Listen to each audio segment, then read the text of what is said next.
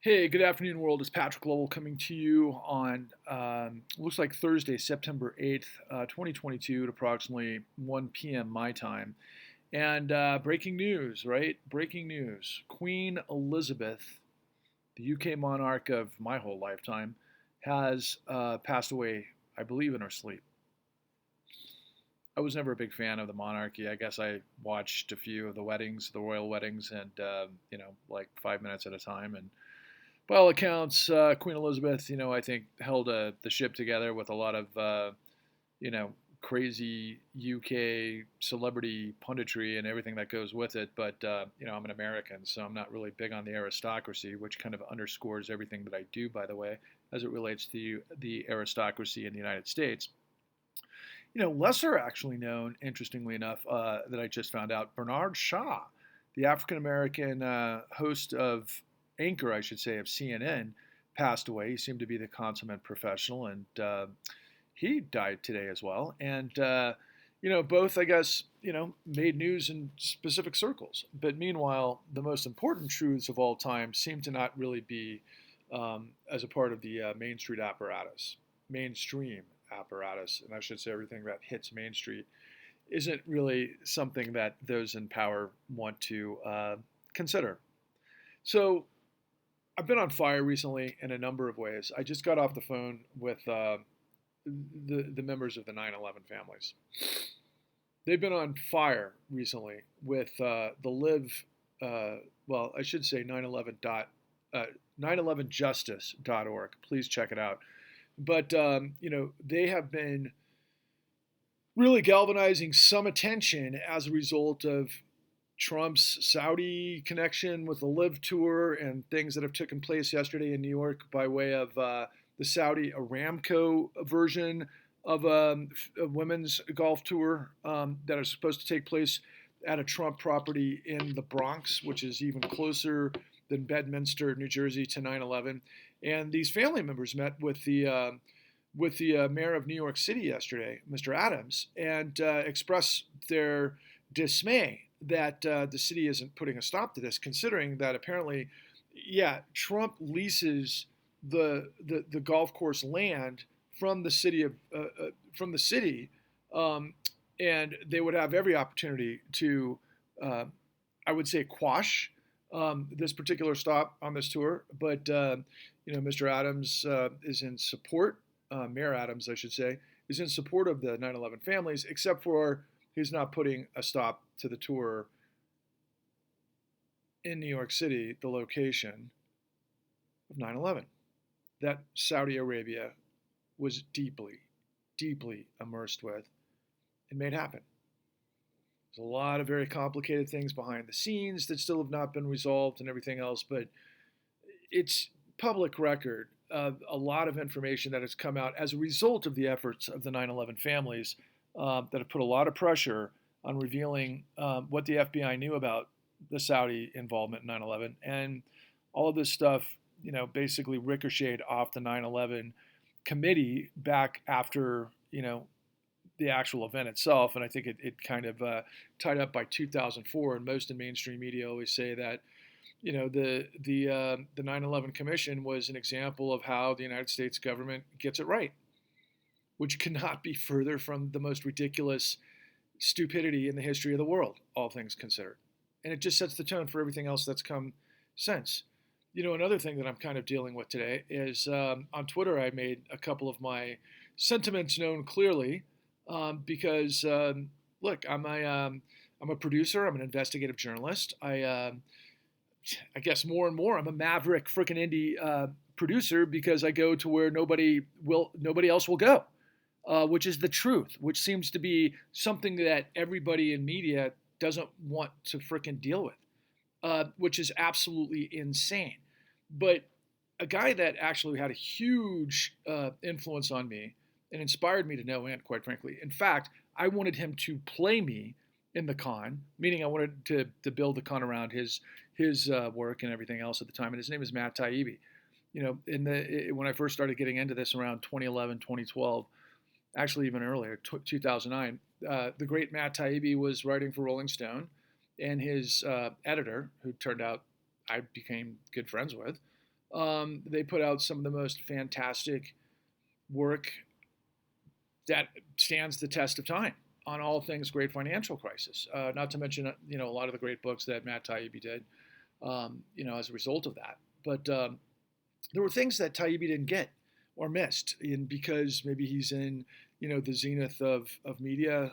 There were certain ways you approach the story, and then things got weird. I mean, by the time we got to 2015, 2016, when I was really diving into what led to me to understand the con and to make the con and everything else, Taibbi was kind of already onto other things, of course. He wrote The Clown Posse, about the Trump presidency in 2016, these things that are commercial. And I kind of find sense that, as much as I, appreciate and quite frankly, in an amazement of the work of Matt Taibbi throughout the years, similar to how I might look at somebody like Jimmy Page of Led Zeppelin. I mean, the time period between, 2009 and let's call it 2000, maybe 16, 17, might have been like Led Zeppelin's best years. You know what I mean? And some of those songs in that era would have been fantastic, and riffs by Jimmy Page. That's kind of how I think of Matt Taibbi's gonzo journalism from that period.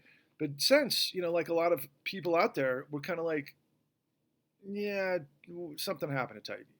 I can speculate on what that is and why it is and everything else. But, I caught a couple of things that he did on Substack today that follow a pattern that have been really interesting. I'm pretty sure Taibbi is ghosting my posts and my tweets and other things and just kind of taking a look at what I say. And then he starts to do things in a similar fashion. Now, there's nothing original under the sun, and, theft is the best form of flattery, right? Okay, so water under the bridge, no big deal. I don't have a big issue with Taibbi no matter really what he does, but I do find it interesting in a lot of ways. And I see the Substack article and the subsequent, what he does with his media. He always does these, these audio recordings of the article itself, and then he has interviews, and he kind of does this thing, and he's now zeroing in on the Fed. Now, granted, the guy who wrote this book that he's, tailor making this version of what he's doing, landed on Crystal Ball and I can't even think of his name because he kind of eludes me. He's not really memorable. Oh yeah, Kyle Kalinske. You kind of forget Kyle Kalinske. I think, what is he, a golfer or something? Yeah, let's go play golf and have some beers and talk about chicks, Kyle. Anyway, Krystal is really the brains of that outfit, and they had this guy from the Fed, talk about easy money, right? But years and years into this, I can tell you that Matt Taibbi ignored, and I reached out to him all the time, and I'm like, what? He ignored the Better Markets rap sheet from Dennis Kelleher, which I believe was released in 2018, maybe. Ignored it completely. And then, don't get me started on the Levy study, which pretty much undergirds everything that I'm in the midst of, because I always tell people who are in the know that, look, all of the answers are William Black intersects with Randall Wray, okay? And it's insane, because Randall Wray comes out of this macroeconomic discipline geared towards what we call modern monetary theory. And Mr. Wray told me with no uncertainty that at the time when I was interviewing him for another project, that like 30-40% of the loans at the time, and he kind of said it as a kind of a throwaway, and I haven't really followed up with it, but he said, of the time period of what Federal Reserve Act 13.3 enabled, that he did the audit that led to the $29 trillion revelation, that 30%, 40% of those loans were illegal. I've since learned, because of some other information that I've come across, is that it was all illegal. And so now, Mr. frickin' Johnny on the Spot, the guy who wrote everything there is to know about, the two-tiered system of justice in this country and all things great financial crisis, is suddenly now getting to the numbers of the Federal Reserve. Why? Hey, welcome. The more the merrier, Matt. That's fantastic. And, I can't wait to see what other find you make. But I'll just tell you outright, so the world knows it and everybody else knows it, what Patrick Lovell discovered is exactly what created what was foam on the runway, which constitutes what quantitative easing picked up for trillions and trillions and trillions of frickin' dollars illegally. Not to mention everything that went down, with the courts that bulldozed people out of their homes using illegal documentation fraud. So I'm not talking to Matt Taibbi directly by any stretch. The guy's never shown any interest. So I'm going after other people that I'm in the mix with that are absolutely huge. And hopefully we'll land by the time we get this march organized for landing at the Federal Reserve on 11/1/22. You might ask, well, why 11/1/22, Patrick? Well, because there's a synchronicity there. 11/1/22. I love it. 1 plus 1 equals 2, 1 plus 1 equals 2, whatever else you can read into it. But the bottom line is it's right before the midterms. And what my goal is to arrest the frickin' microphone of the key that unlocks the minds of millions and millions of Americans that come to understand, again, to go back to the very beginning of, Queen Elizabeth dying today, that we're not a democracy, that these midterms are about as much of, saving a democracy is, the celebration of a frickin' monarch. And trust me, Queen Elizabeth is not even close to the threat and enemy that Wall Street and their frickin' racketeering and their criminality and their insane everything dog and pony show of theft in a myriad of ways got away with using our central bank and the full faith and credit of the United States that was earned by blood, by the United States military and conquest and wars and everything that made us what we are in order to form a more perfect union for liberty and justice for all, that the goddamn financial system paid through the states millions upon millions of dollars to bulldoze people with illegal documentation fraud. How's that for the integrity of law? How's that for democracy? It's a shit show. It's a facade. It's a fucking carnival. It's Oz. It's, like I've always said, the emperor's new clothes on really bad fucking acid, Matt Taibbi. Boy, would I like to have your, animator, the guy who did all those fantastic, animation sequences in Rolling Stone magazine for the giant vampire squid and all the rest. Okay, look, Taibbi is the best there is. Even the best there is are flawed. There's no question about it. So, I because I get frustrated with Taibbi in this particular case, it doesn't mean I dislike him. Now, the guy that he worked with and provided some of his expertise for a podcast that Alex Gibney did alongside everybody's favorite weasel, David Sirota, basically lifted a whole lot of stuff in the con, but they retooled it, including all of the guys that we show in the frickin' con. They retooled it to be kind of a safer place, to be able to make this about the political scenario that, Bernie and well, it wasn't really, he doesn't go anywhere near Bernie, but he goes, of course, to the Obama administration and all things that train wrecked the economy, that and basically saved Wall Street to get us to his point that created MAGA. Well, you're right about that, David, but you gave us like what? Literally, in context of what I've done, it's like it's not even an elementary version of what happened. And so I've been really kind of aggressively, just basically expressing my disgust with David Sirota. And the reason why I'm doing that is because I presented David Sirota for all of you people that are homeowners that are trying to, get your story out there, to, that you got raped in the courts, that you had insane evidence of all sorts of documentation fabrication of servicers that didn't have your note and all of the other things that come with it. And there's millions upon millions of you out there like that. Now only 1% of you actually went the distance, and you guys are unbelievably committed. I've never met more committed people in my life to getting this story out there. But what I need you guys to start figuring out is that the con actually validates everything you've said, and you don't even know what the crime really was until you see the con. Because I was literally, guided by William K. Black, the greatest criminologist in the United States, who's an economist and this genius, legal expert that, worked at the Office of Thrift Supervision back in the late 80s, early 90s, that got, 30,000 criminal referrals and 1,000 convictions in the S&L crisis. That was literally the test run for everything that took place.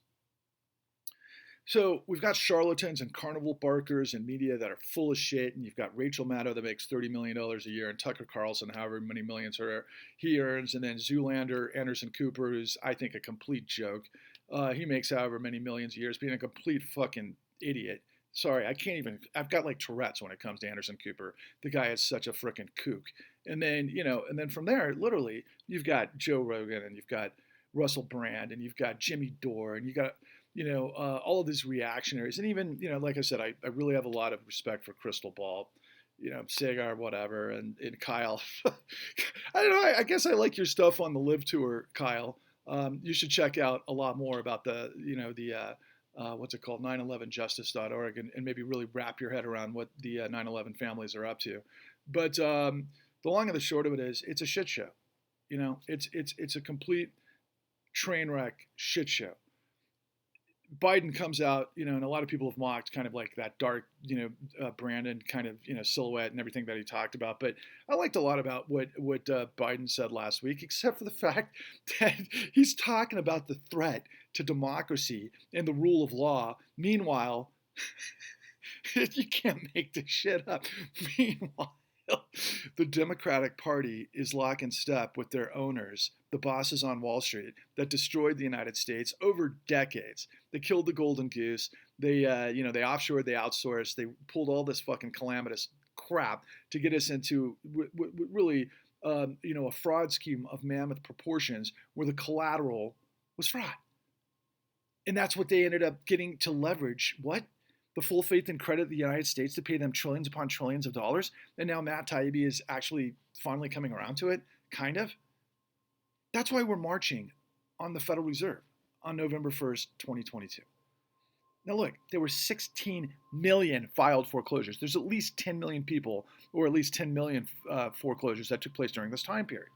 They were all illegal. All of the loans were illegal. All of the foreclosures were illegal. It was all a setup. We all got bulldozed. We all got thrown in the frickin' trash because of financial terrorism. Look, I am not a communist or a socialist or a fucking fascist above all else. I'm a vibrant, upwardly mobile, dynamic, competitive American that wants to put the fucking Mike Tyson goddamn uppercut to fascism and corruption. And the only way we're going to do that is to go to the source. The only way we're going to do that is go to the source. What is the source? For all of you who get into like all of these different arguments, doesn't matter if the environment, oh, by the way, let's talk about rolling blackouts in California. Let's talk about the fucking grid. So the reason why, the grid is on overload right now is because of, insane temperatures, and everybody's got to have air conditioning and everything else like that. And that's, overloading the grid, which could then lead to wildfires and, increase in costs and everything else. Meanwhile, we have so much capacity for solar, wind, and geothermal and all of the other renewables that could, with huge muscle, provide the energy that this country needs with a smart fucking grid. And if we rebuilt the goddamn grid, that would change everything in this country. I think the spend right now, I've seen estimates like what, $2.6 trillion to maybe 4.5 trillion. Sounds like a lot of money, doesn't it? Guys, we've spent somewhere to the tune of like $75 trillion to backstop fucking crime since 2009. Okay? I don't know why they're all a bunch of pussies. Sorry to use that word. That's a insult to pussies. Pussies are very strong. We all know that, right? Sorry, that wasn't very politically correct, but I know a lot of women who remind me of that all the time. They give birth and they do whatever. Bottom line, it's all about corruption. It's all about deception. It's all about thieving. It's all about deceiving. It's all about, literally the only thing that has value. Think about it. Alex fucking Jones, the fat retard fucking dotard that he is, $50 to $70 million selling horse shit a year. Okay, not to mention the hell that he put the families of can't even think of the terrific tragedy, the horrific tragedy in Connecticut at the school. It'll come back to me, and I apologize for that. But the bottom line is $50 to $70 million a year lying, and then of course Trump comes in, he's been up to his eyeballs in this shit, and you got millions of people, tens of millions of people that support Trump because he's a fucking patriot. That guy's a patriot, and he's like lock in step with Saudi fucking Arabia. And Saudi Arabia is what was deeply, deeply involved with 9/11. You'll never hear me say that 9/11 actually Saudi Arabia caused 9/11. They're not that smart. They're a bunch of rich fucking sheiks on top of giant oil that our industry, basically created, the infrastructure for Saudi to be the swing producer it is, and then they got to control their own population, and by doing so, they played ball with smarter guys within their population, like Osama bin Laden and everything that constitutes. But I'm telling you, I'm learning so much more from the actual family members themselves, which is blowing my mind. But it's 2022, and the two largest catastrophic moments of my lifetime, 9/11 and 2008, are still in the closet. Now, no, a lot of people are like, okay, what about COVID? What about this? What about that? What about Fauci? What about this? Guys, okay, fine. I mean, let's just say that something fucking crazy happened with human, I got vaccinated and I got, the boosters, and I'm not dead. I'll tell you that. But the bottom line is, yeah, there's a lot of strange stuff with it, but I don't know exactly what it is. Okay, that's not my thing. But I can tell you that during all of that situation, especially in 2020, it was just another smash and grab by the Federal Reserve through the same types of stuff that I've been telling you about that took place in 2009. What this system feeds on and thrives on is your ignorance. It thrives on your cowardice. It thrives on it being easier for you to follow some fucking dotard like Trump as some guy who's going to save you from what? The deep state? Really? This guy's playing ball in any way he can get a piece of. Does that make him, somebody that, the lesser of two evils? This is what we've been hearing for like 20 years, the lesser of two evils. I've stated what I had to say about the midterms, coming up. I'm all things against MAGA, period. Because at the top of the list, fascism for me is always like what I thought was the end all be all, but at least my enemy. But the long and the short of it is, you don't get to that level of insanity unless you have the level of insanity of corruption that made it all so. I've got all the details. I've got all the details. It's in the con at www.thecon.tv. If you don't want to rent it, go to a library. You can get it for free by using this app called Hoopla. And if you want to learn more, you can just go to the con.tv website and you can click video on the YouTube tab. We've got like 30 videos, which we call microdocs, that are free. Watch those and spread the word. You can get enlightened. Enlightenment is for the bold, right? Deception is for weak freaking villains. I mean, we've all seen the movie, right? When Darth Vader is marching around, with the Empire, they're not very intelligent, are they?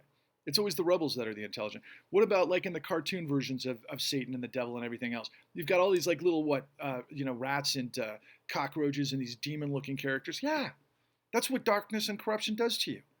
You're weak. You're cowards.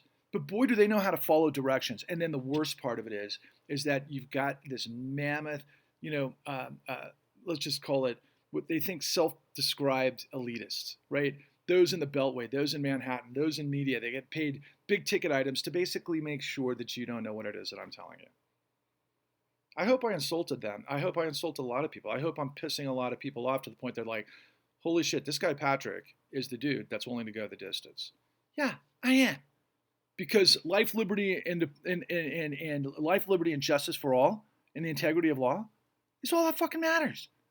You don't have that, the rest is what happens. Okay? And so let's quit living a lie. Let's quit pretending that we're something that we're not. Let's have a come to fucking Jesus movement. Let's have a come to Moses moment. Let's either get through the Red Sea or let's be reborn. And I'm here to help purge you of your sin of complicity, duplicity, and stupidity. But guess what? I don't walk on water, but I am carrying this fucking burden. And I need millions of you to join me so that we can save ourselves from this insanity. Because it will get worse. It will get worse. Everything is tied to the tumor of corruption. I probably talked for about 20 minutes longer than I wanted to. Yeah, I did. So what? Sorry, that's me. Onwards and upwards, my friends. See you in DC on 11/1/22 if we don't get somehow offed first or disappeared or whatever the fuck. But you know what? I'm all in to win. You should be too. Onwards and upwards.